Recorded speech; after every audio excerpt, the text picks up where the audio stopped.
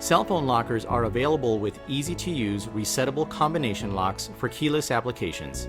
Resettable combination locks can be used with fixed combinations for single users or resettable combinations for multiple users. The lock has a simple 4-dial combination mechanism. The assigned combination should be scrambled after closing the door. The compartment is now secured. A master key can be used to access the compartment in the event the combination is not available.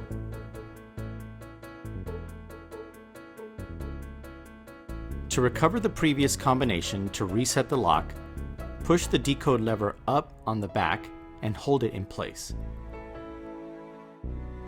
Rotate each of the dials on the front until the dial clicks.